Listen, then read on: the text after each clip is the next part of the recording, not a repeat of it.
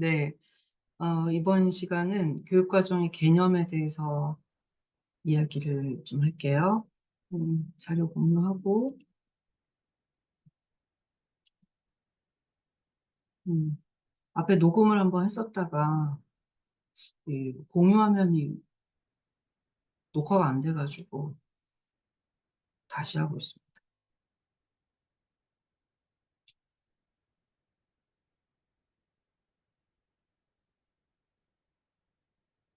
네, 자, 시작하겠습니다. 교육과정이 무엇인가? 이제 가장 오리엔테이션인데요. 음, 교육과정, 영어로 커리큘럼이라고 하지 않습니까? 그 뭐, 모르는 사람 없을 거잖아요. 그런데, 네, 교육과정의 개념은 관점에 따라서 또 역사적으로 계속 좀 달라져 왔다. 지금도 교육과정에 대해서 사람들이 생각하는 개념이 관점마다 좀 다르다. 결국 이제 그 얘기를 오늘 할 거예요. 그래서 교육과정이라는 거는 교육에서 굉장히 핵심적인 요소가 되죠. 이제 교육의 활동을 무엇이라고 정의를 한다라는 거는 또, 또 다르겠지만 그 교육을 하는 거에 있어서 교육과정이라고 하면 알맹이잖아요. 근데 이제 교육과정을 보는 관점이 시대에 따라서 어떻게 달라져 왔는가, 그 얘기를 드리도록 하겠습니다. 우선 교육과정이라는 단어 자체가 영어로 커리큘럼이에요. 커리큘럼은 어원이 쿠레레라는 라틴어에서 왔거든요. 이제 쿠레레의 의미는 달리다 이런 뜻을 가지고 있습니다. 혹은 달리는 경주로라는 뜻도 가지고 있고요. 동사형의 뜻과 명사형의 뜻을 동시에 포함하고 있는 거죠. 그래서 이 교육과정을 이제 어원부터 얘기를 좀 하겠습니다. 먼저 명사로서의 쿠레레를 얘기를 하면 쿠레레 이렇게 씁니다. 이거는 말이 달리는 경주의 경로, 그러니까 이제 레이스 코스 이렇게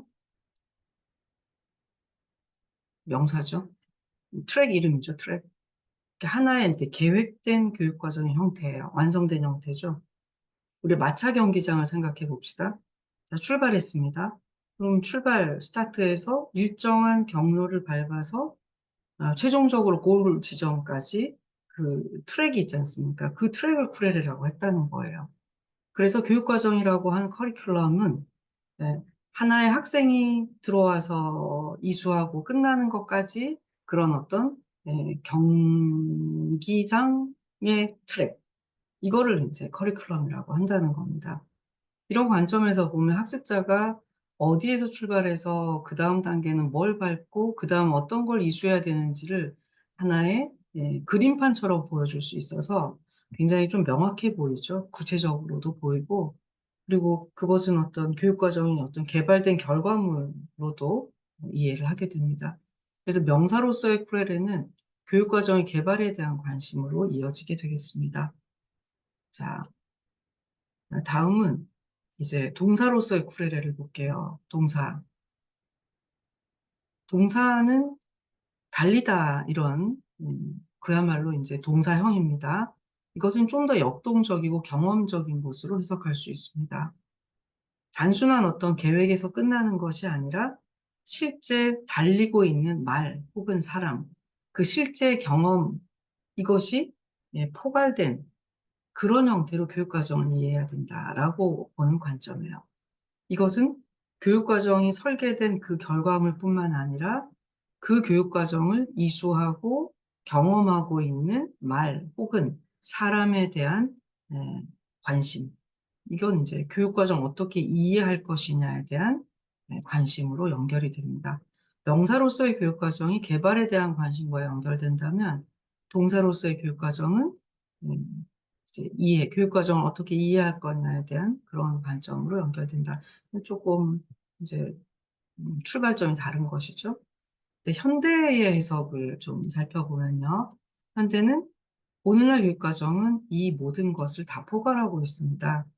그래서 계획된 경로로서 교육과정의 의미도 있고, 실제 현장에서 일어나는 다양한 학습자의 경험, 그리고 또 환경과 또는 교수자와 상호작용하는 그 모든 것을 포괄하는 교육과정의 개념, 이것들이 이제 혼재되어 있습니다. 그래서 교육과정 이렇게 무엇이다라고 단순하게 딱 떨어지게 말하기가 힘든 것입니다. 지금 이 페이지에서 여러분은 교육과정의 어원은 뭐다? 쿠레레다. 쿠레레는 무슨 뜻이다? 달리는 경주로 혹은 달린다라는 동사. 이 두 가지의 관점에서 출발했다. 그러면 이것이 커리큘럼이라는 단어로 언제부터 쓰였는가 하면 1918년에 보비트라는 학자입니다. 책을 냈는데요. 제목이 커리큘럼이었어요. 그때 이제 커리큘럼이라는 용어를 처음 쓰고 그 이후부터 커리큘럼 이렇게 쓰고 있습니다. 그래서 한 100년 남짓된 그런 용어라고 볼 수 있겠습니다. 중세와 근대를 거쳐가면서 교육과정은 어떤 개념을 갖게 되었는지 살펴보겠습니다. 어, 이제 고대 때도 학교는 있었죠. 그래서 고대로 아주 거슬러 가보면 이제 교사라는 직업은 노예였거든요. 네. 그 자유민을 위해서 이렇게 모시고 다니는 노예의 신분이었습니다. 그래서 최초의 교사의 직업은 노예였다. 이제 이렇게 여러분들이 역사적으로 알고 있을 건데요. 그때도 커리큘럼은 있었죠. 이제 물론 커리큘럼 용어는 안 썼지만, 이 7 자유과라는 거, 세븐 리버럴 아츠, 혹은 뭐 동양에서도 마찬가지입니다. 삼학사과라고 생각하는 사서삼경, 이런 것들이 이제 커리큘럼이었습니다. 근데 그때의 커리큘럼이 중세와 근대까지 쭉 오면서 가장 메인스트림하게, 가장 보편적으로 교육과정의 개념은, 아, 가르치는 내용이야 라는 것이었어요. 교육 내용 중심이었습니다. 교육과정은 주로 뭐지? 이러면 가르치는 내용을 얘기한다는 거였어요.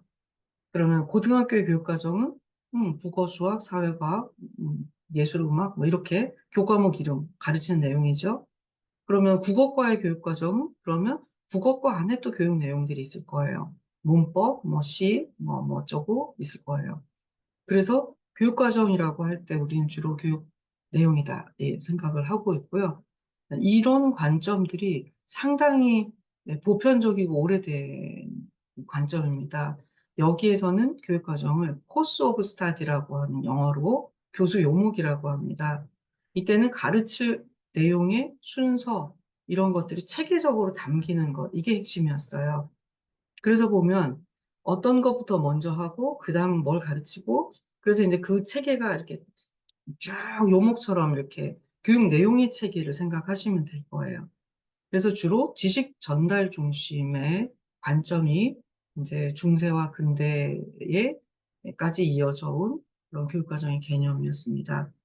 그래서 이거는 누가 봐도 보편적이고 객관적이어서 내용이 사람에 따라 달라진다. 이런 해석은 우리가 잘 안 하지 않습니까? 그래서 개인이 경험하는 개인적인 경험들은 그렇게 중요하지 않았어요. 얼마나 체계적이고 내용을 이렇게 뭐죠? 이렇게 체계죠. 네, 내용의 체계가 강조됐던 거였습니다. 그래서 좋은 교육과정이라고 하면 쉬운 것부터 점점점 어려운 것까지 그 과정대로 쭉 훑어가면 이제 교육이 완성되는 그게 이제 아름다운 교육과정이었을 거예요. 그래서 그것의 장점은 표준화된 학습에 있어요. 이게 모든 학생들에게 동일하게 적용되는 표준적인 학습 경로로 인식이 되는 거죠. 얼마나 편하네요. 네, 사람마다 교육과정이 다르면 아주 곤란하겠죠. 네, 우리 교육과정은 이렇습니다라고 할 때, 이제 교육의 일관성도 유지를 하게 하고, 또 한편으로는 개인의 다양성을 고려하는 데는 한계가 있는 그런 측면이 있습니다. 이해가 되시죠? 네. 네, 지금 우리나라의 교육과정이라고 하는 우리 이제 교육과정 학문 분야에서 혹은 초중고 학교의 현장에서 교육과정 어떤 개념으로 이해를 하고 있냐면, 그거는 일종의 교육 계획이 담긴 문서를 우리는 교육과정이라고 얘기를 합니다. 특히 국가 수준의 교육과정, 지역 수준의 교육과정, 학교 수준의 교육과정, 그렇게 어떤 기관의 교육과정들은 좀 더 분명하게 문서 속에 계획들이 담겨 있습니다. 그래서 이거를 문서화된 교육계획 뭐 이렇게 표현을 하기도 합니다. 주로 문서 속에 담긴 교육계획 요게 좀 구체적이잖아요. 교육과정이 뭐예요 하면 뭐 교수 요목이니 막 이렇게 어려운 얘기 안 해도 그냥 이게 교육과정이야라고 문서를 보여줄 수 있잖아요. 그런데 거기는 교육에 대한 종합적인 계획이 들어있어요. 그럼 교육의 계획의 요소들은 무엇인가? 그 교육의 목적은 무엇이고, 내용은 무엇이고, 방법은 어떻고, 평가는 어떻게 한다. 그거에 대한 계획들이 교육과정인 거예요. 그래서 국가수준 교육과정의 문서를 보시면, 네, 먼저 뭐, 이제 목적부터 나옵니다. 그래서 거기에는 인재상이라든지, 교육의 비전이라든지, 또는 뭐, 핵심 역량이라든지 그게 다 목표거든요. 그 다음 내용 체계가 나와요. 그리고 방법론적인 가이드가 나오고 평가의 가이드가 나와요. 지금 제가 얘기하는 이런 국가 수준의 교육과정을 우리나라 교육과정의 총론이라고 해요. 이제 종합적인 방향이죠. 예를 들어서 2022 개정의 국가교육과정의 뭐 총론, 뭐 총론에 여러 가지 이슈들이 있겠지만 그 중에 이제 중요한 것이 디지털 변혁, 혁신에 따른 이런 미래사회 대응이에요. 근데 디지털 혁신만 있는 것이 아니고 미래사회 대응에는 지속가능 발전 과제에 대한 공동의 어떤 대응 능력이 있어요. 뭐 지속가능 발전 과제, 지속가능 발전에 대해서는 조금 더 현대교육과정 마지막 슬라이드에서 얘기를 좀 더 보완을 하겠습니다. 그것이 총론이라고 한다면 그 총론의 방향이 어디로 가냐면 강론으로 연결이 됩니다. 강론이라고 하는 것은 각 교과별 교육과정이죠. 그래서 교육과정 총론이 있고 강론이 28개 정도로 그래서 뭐 미술과 교육과정, 음악과 교육과정 이게 다 강론입니다. 그래서 이렇게 교육과정 강론과 총론으로 구별이 되고요.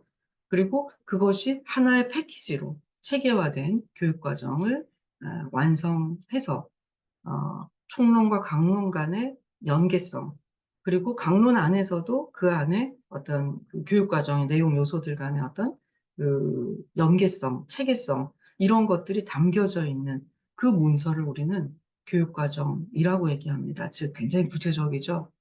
그래서 요거는 조작적인 정의예요. 서로 다른 생각을 하면서 얘기를 하면 완전히 소통이 안 될 거잖아요. 그래서 우리가 교육과정이다라고 얘기하면 문서를 얘기한다는 겁니다. 예, 일반적으로 봤을 때 교육과정의 개념은 가장 보편적인 것이 아까 중세, 근세를 이어오면서 가장 보편적인 개념, 교육 내용이고 교수 요목이라는 거예요. 그래서 이 관점에서 교육과정은 지식 중심의 접근을 합니다.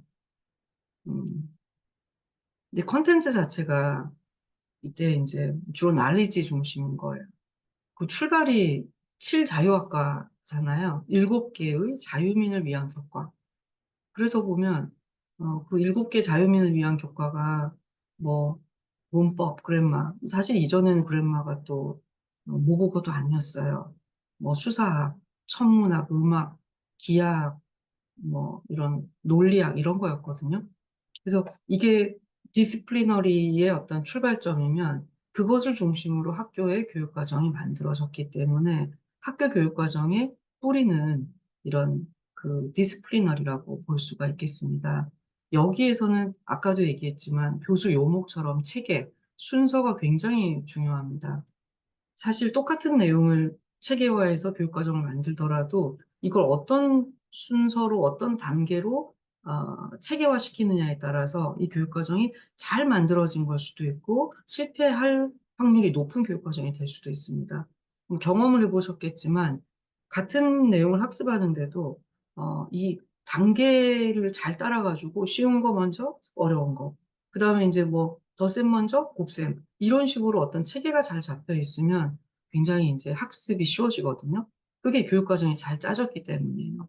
그때 교육과정이 잘 짜졌다라고 얘기하는 거는 교육 내용이나 요목들이 순서가 잘 위기에 맞춰가지고 만들어져 있다. 이렇게 이해를 합니다. 그래서 이제 내용으로 보는 관점이고요. 이때 이 내용은 바로 평가의 기준이 되기도 합니다. 그 이게 이제 목표도 내용이고 평가의 기준도 내용인 거예요. 이 내용 중심의 교육과정은.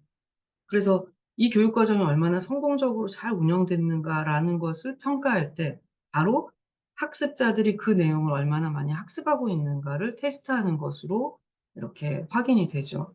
그러니 이제 그 내용에 대한 시험을 본다든지 예, 그 내용을 기술하게 한다든지 그 내용을 말하게 한다든지 그 내용 자체가 평가의 기준으로서 중요한 작용을 하게 됩니다.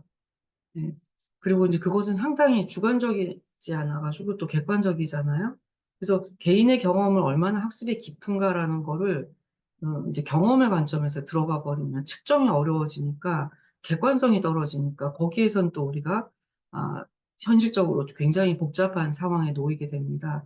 그러다 보니 이 교육 내용이나 요목으로서의 교육과정 이렇게 생각을 하면 좀 안심이 되죠. 편안해지잖아요. 명확하잖아요. 네. 그리고 또 표준화가 가능합니다. 이은화의 교육과정이 따로 있고 여러분의 교육과정 각자가 따로 있는 것이 아니고 우리 학교의 교육과정이 다 일정하게 정해져 있고 우리 학과의 교육과정이 정해져 있고 이렇게 되는 거예요.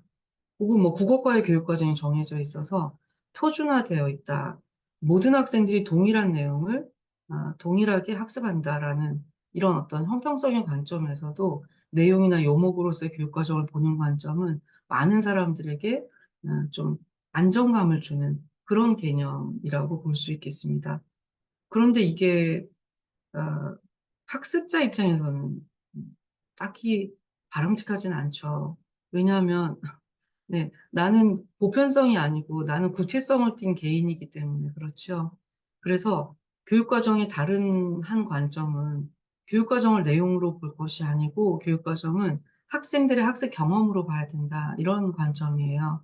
이 관점에서는 교육과정이 단순한 지식 전달이 아니라 학생들의 실제 경험으로 봅니다.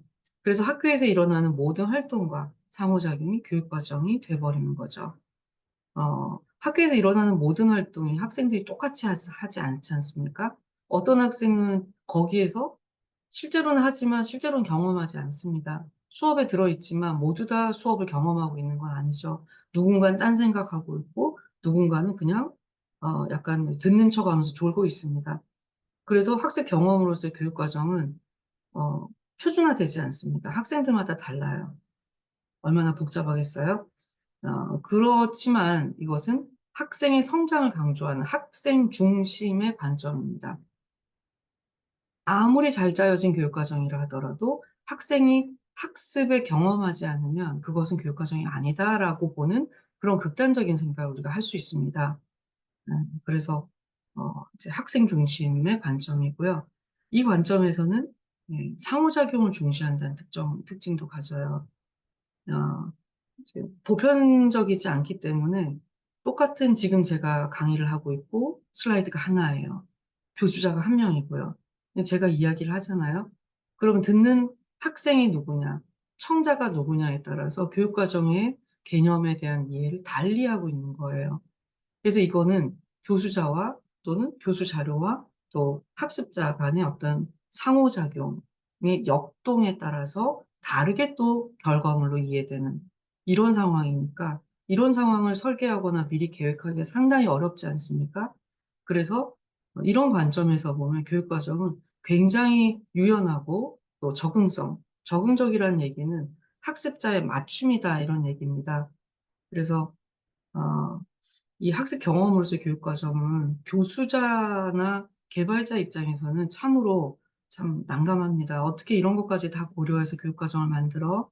그렇지만 학습자 입장에서는 그것이 결국은 결과적으로 갖는 교육과정이어야 되는 것이지요. 그래서 지금 교육과정의 관점이 아직은 또 대세는 교육 내용으로서의 관점이지만 점점 학습 경험으로 교육과정을 만들어주세요.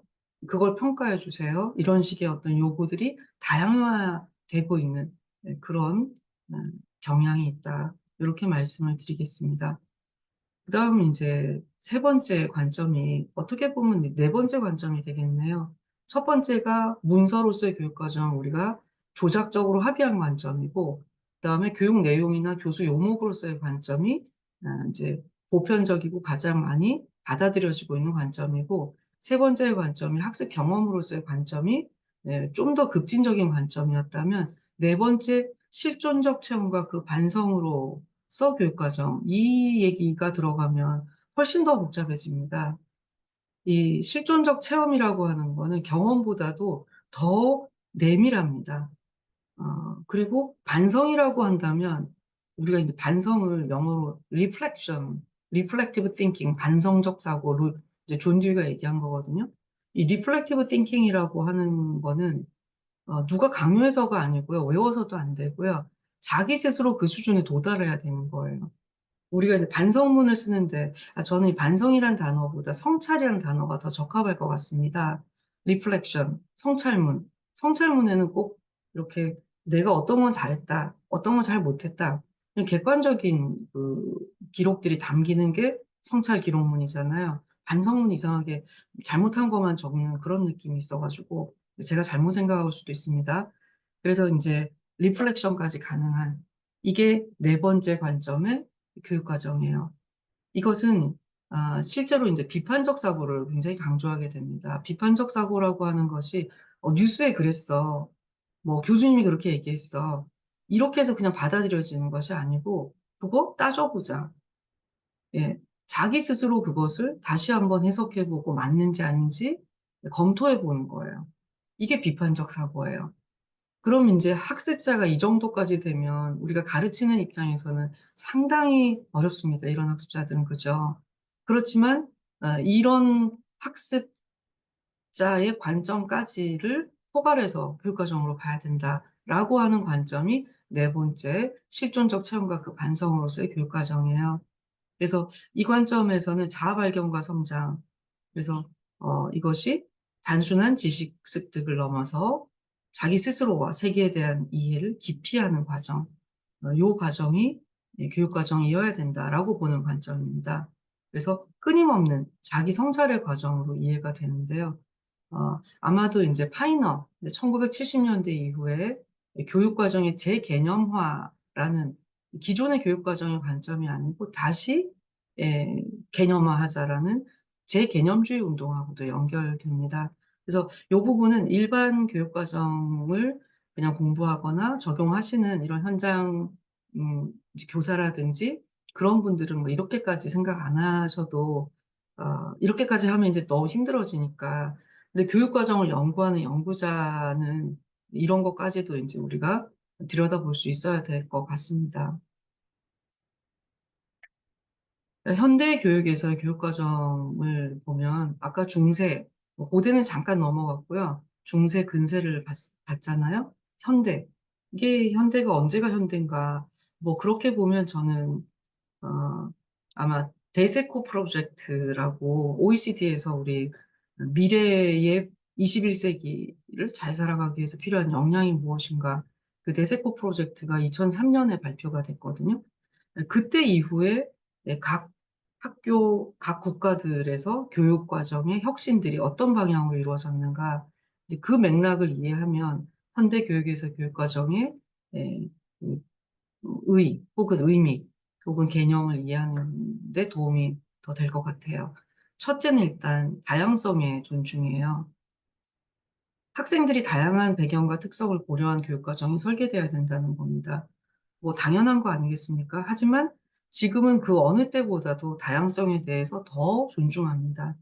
그래서 뭐 종교, 인종, 혹은 뭐 성별, 나이, 종족, 어, 굉장히 그 다양성이 다양해졌죠. 그래서 현대의 교육 과정은 그만큼 좀 만들기도 어렵고 운영도 어려워질 것 같습니다. 한 학교 안에서도 다양한 교육 과정이 얼마나 다양해지겠습니까, 그죠? 네, 일반 학급과 뭐 특수 학생도 마찬가지고요. 근데 이게 이제 다양성이 극대화되면 개별화 학습을 지향하게 됩니다. 개별화라고 하면 인디비주얼이거든요. 한 명이에요, 한 명.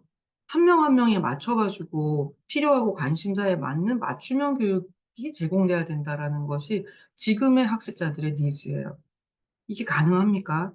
이게 사람은 가능하지 못해요. 이거는 기계만 가능해요. 이제 우리 인공지능, 이제 기술은 가능하죠. 우리는 지금 어, 내가 뭘 알고 있고 내가 뭘 모르고 있는지, 내가 가르치는 학생들이 지금 잘 따라오고 있는지 그거 잘 몰라요. 그냥 안다고 착각할 뿐이에요. 근데 이런 개별화 학습에 이제 백데이터가 제공되는 것이 요즘에 뭐 데이터 기반 혹은 IR이라고 있습니다. Institutional Research라고 합니다. 그리고 다양한 어떤 적응형 학습 툴들이 있거든요. 뭐 알렉스라든지 이런 프로그램들이 그래요.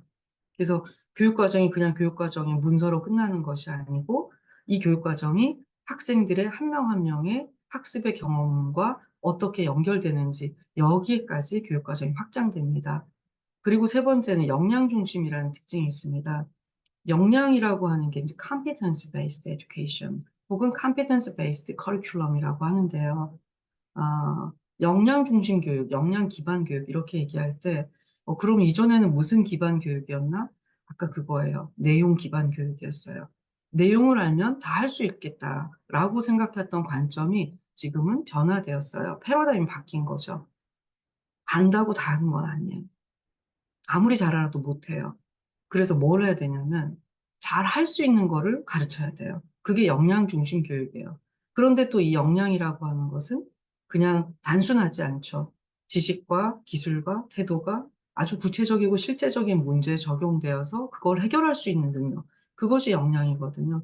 그러니까 이제 굉장히 깊이 있는 학습이 요구되는 겁니다. 아, 차제에 제가 역량 중심에 대해서는 따로 좀 설명을 별도로 하도록 하겠습니다. 그리고 그러기 때문에 융합적 접근이 요구됩니다. 융합적, 복합적, 혹은 융복합적, 혹은 다학제적, 혹은 뭐 다문화, 간학문, 다문화는 아니죠. 다학문, 강학문, 탈학문, 초학문, 예, 뭐 굉장히 다양한 용어가 있죠. 이것들이 이제 통합 교육, 이 그 특수교육에서 얘기하는 메인스트림 교육이 아니고요. 그냥 이제 integrated. 이 융합적인 접근이 현대 교육 과정의 또 큰 특징입니다. 그래서 디스플리너리 어떤 그 딱 구분된 그 구획된 것에서 그것들이 연결되는 것이 필요하다. 그럴 수밖에 없는 게 세상이 연결되고 있잖아요.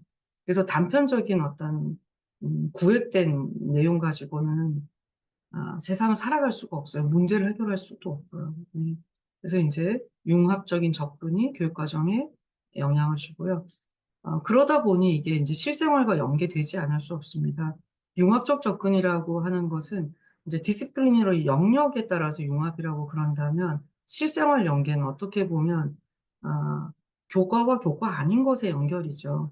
그래서 교과와 비교과의 연결, 그리고 교실과 가정의 연결, 그리고 교실 학습과 지역사회의 삶의 연결, 혹은 내 직장에서의 어떤 산업체에서의 이런 현장과의 연결. 이게 이제 실제 생활은 우리가 학교가 아니잖아요. 그래서 학교 바깥에 있는 가정과 지역사회와 직장, 이런 등등의 이런 실생활과 연결하는 것이 교육과정의 굉장히 또 중요한 예, 교육과정 개념이 이제 학교 안에서만 하는 것에 한정돼 있지 않습니다. 그리고 아까 앞서서 말씀드렸던 지속 가능한 발전이라고 하는 것이 Sustainable Development잖아요.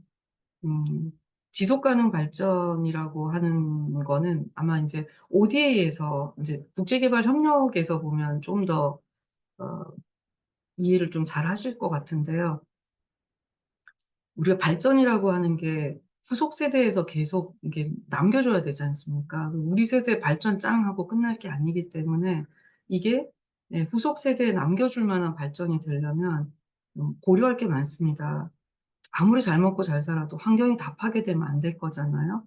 네, 그리고 또 아무리 뭐 배부르게 먹고 우리가 쾌적하게 산다고 해도 누군가가 거기에서 불공평 때문에 억압받거나 이런 또 피해를 받으면 안 되잖아요. 그래서 이제 환경적인 측면, 그리고 이제 소셜 거버넌스의 측면, 그리고 경제적인 측면, 이 모든 것들을 좀 복합적으로 우리는 어떻게 발전해 나가야 되는가, 이런 부분을 고려한 교육과정인 거예요. 그래서 요건 차제에 제가 SDG를 한번 강의를 해서 좀 더 보강하도록 하겠습니다. 네. 네. 여기까지 교육과정의 개념에 대한 정리를 마치도록 하겠습니다. 수고하셨습니다.